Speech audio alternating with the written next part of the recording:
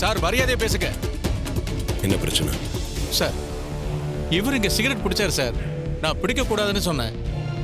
அதுக்கு தான் என்ன அடிச்சு தகராறு பண்ணிக்கிட்டு இருக்காரு சார்.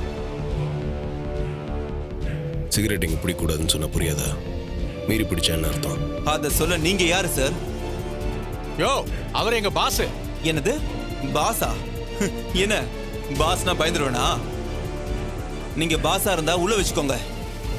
இங்க வெளியே வந்து உங்க அதிகாரத்தை காட்டாதீங்க. நான் சிகரெட் பிடிப்பேன். என்ன தடுக்க நீங்க யாரு சார்?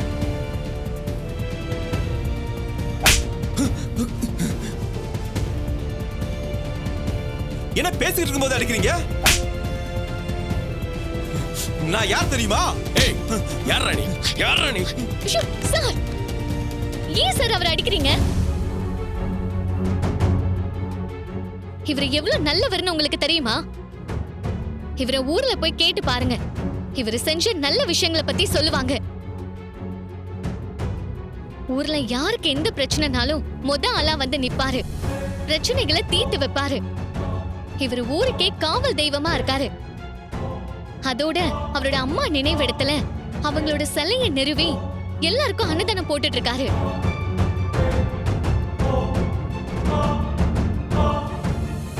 இப்படிப்பட்டவரை என்ன தப்பு பண்ணாருன்னு அடிச்சிட்டு இருக்கீங்க? மேடம் இவர் இங்க நின்று சிகரெட் பிடிச்சிக்கிட்டு இருந்தாரு. இங்க சிகரெட் பிடிக்க கூடாதுன்னு சொன்னதுக்கு என்ன அடிச்சிட்டாரு மேடம்.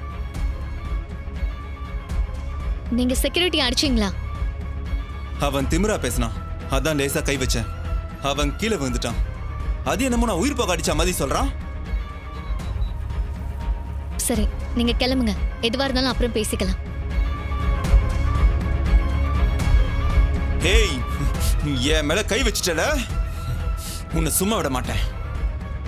உன்னை சார் சார் சார் வேண்டாம், விடுங்க சார். சொன்னா கேளுங்க. எதுவா இருந்தாலும் அப்புறம் பேசிக்கலாம்.